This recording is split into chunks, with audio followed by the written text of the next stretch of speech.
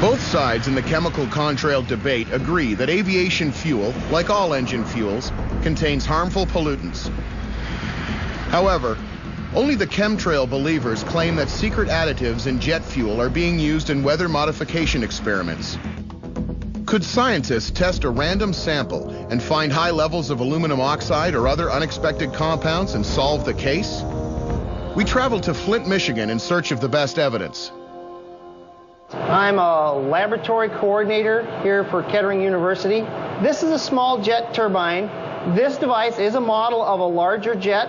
It functions just like a large jet engine does. Best evidence has come to Kettering University to conduct a series of tests on commercial jet fuel with a team of experts in chemical and mechanical engineering, led by Dr. Greg Davis. After I received the call from Best Evidence, I contacted Dr. Robert Gettner in our chemistry laboratory. Then I pulled together Mr. Ray Rust. He's the technician that runs the laboratory facility we're sitting in now. This is where we actually test the fuel and test the emissions that are produced. The Kettering staff took about a week to shift the main facility from automotive engine testing to the jet turbine experiments. Sensitive equipment was tested and calibrated with a number of trial runs. Test day began with the purchase of 5 gallons of randomly selected commercial jet fuel from the local airport. The jet engine we have in the lab is a scale model jet engine. It does everything that a commercial jet engine would do on an airliner. And it's got the added advantage that we're running it in a lab, so it's a controlled environment. So we can control the fuel that we feed it. We can draw the samples of the emissions. Best Evidence has asked the scientists at Kettering to look for any traces of aluminum in both the liquid fuel as well as the emissions after it combusted in the jet engine. Aluminum appears to be the metal most often identified by people who believe there is a conspiracy to turn contrails into chemtrails.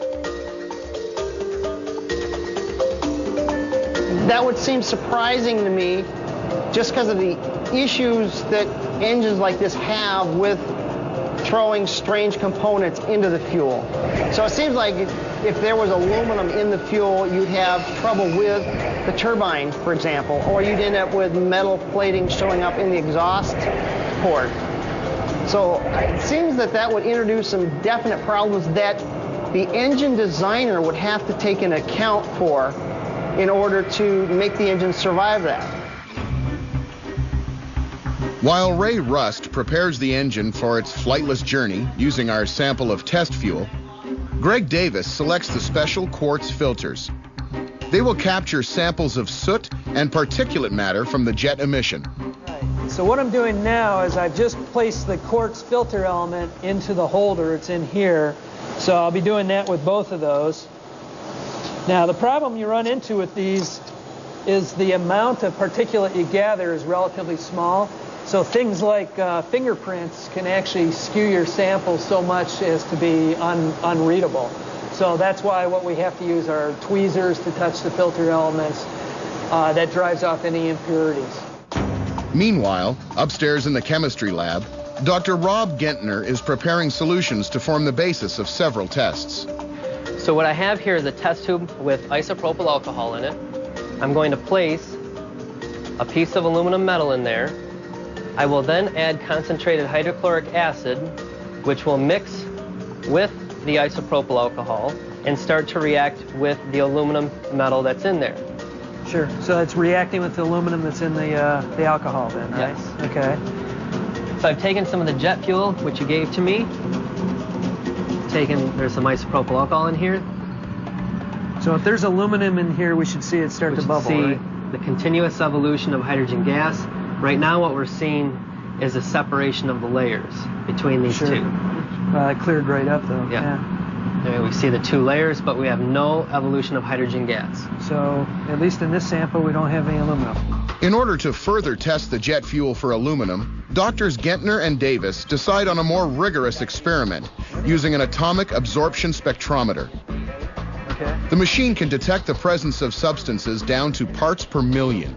So what it allows you to do is it allows you to take unknown samples and compare those samples to see where they're similar and where they're different. The two scientists will compare the jet fuel sample with a number of other solutions, including the closely related product, kerosene. So then what we're going to do is put our fuel samples in here, draw it in through this tube, have it atomized, sprayed into the flame, and we're going to look to see if there's any absorption due to the aluminum that would be in the fuel. Yes. Down in the emissions test lab, Ray Rust has donned his protective headgear, turned on the ventilation system, and he's now ready to begin the experiment. One of the major inputs into a jet engine, which has a major influence on the exhaust, is the air that you're pulling in. We have a much higher level of control here than you would out in the atmosphere. Our air isn't being contaminated by another jet that we happen to be following. 2 intake nozzles sample the jet engine emission at the exit port. One leads to the particulate filter. A second nozzle leads to an exhaust gas analyzer. As the equipment goes to work, upstairs in the chemistry lab, Drs. Davis and Gertner are about to test the liquid jet fuel in the atomic absorption spectrometer. So what we're going to do then is we've got a light bulb that is essentially producing light or radiation that is going to be absorbed by a flame. The jet fuel sample will be sucked up as a very fine mist and burned in the flame. If aluminum is present in our sample fuel, it will give off a warm color flame. The lamp in here is producing radiation given off by essentially aluminum foil that's been excited.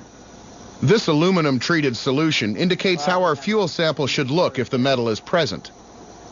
Now, if there's any aluminum species dissolved in our samples, that aluminum will interact and absorb some of that radiation, so the output will be different than when there's no aluminum there. With all the tests now complete in the chemistry and emissions labs, it's time to feed all the data into the computers. We, calibrated our equipment. We used our best level research grade equipment. I mean, we used in this project probably between $1 million and $2 million worth of equipment for testing. So we tried to go at it using the objectivity of a scientist. Will our tests for aluminum and jet fuel support the chemtrail believers' case? Or will the results create even more controversy? Next on Best Evidence.